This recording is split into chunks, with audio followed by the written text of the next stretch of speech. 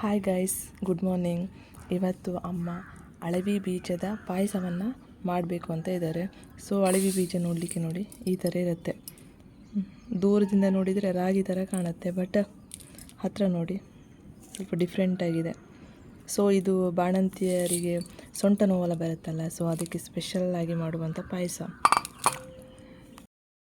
ಇವಾಗ ಇದು 10 ನಿಮಿಷ ನೆನೆಬೇಕು. ಸೊ ಹಾಗಾಗಿ ಅಮ್ಮ ಅದಕ್ಕೆ 1 ಲೋಟ ನೀರನ್ನು ಹಾಕ್ತಾ ಇದ್ದಾರೆ.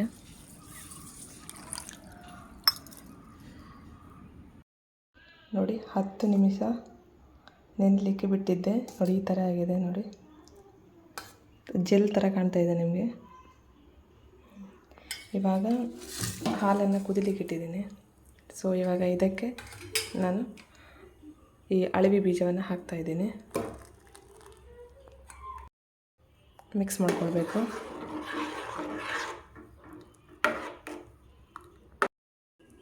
ಇವಾಗ ಅಳವಿ ಬೀಜ ಕುದೀತಾ ಇದೆ. ಸೊ ಇವಾಗ ನಾನು ಗ್ಯಾಸ್ ಆಫ್ ಮಾಡ್ತಾಯಿದ್ದೀನಿ. ಇವಾಗ ನೀವು ಸಕ್ಕರೆ ಬೇಕಾದರೆ ಆ್ಯಡ್ ಮಾಡ್ಬೋದು, ಬಟ್ ನಾನು ಬೆಲ್ಲನ ಯೂಸ್ ಮಾಡ್ತಾಯಿದ್ದೀನಿ.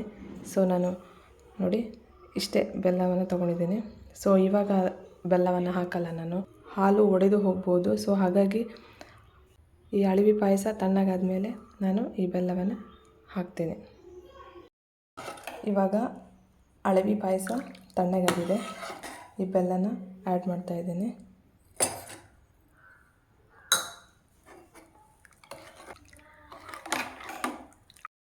ಅಳವಿ ಪಾಯಸ ರೆಡಿ ಆಯಿತು. ನನ್ನ ವಿಡಿಯೋ ಇಷ್ಟ ಆದರೆ ಒಂದು ಲೈಕ್ ಮಾಡಿ. Thank you.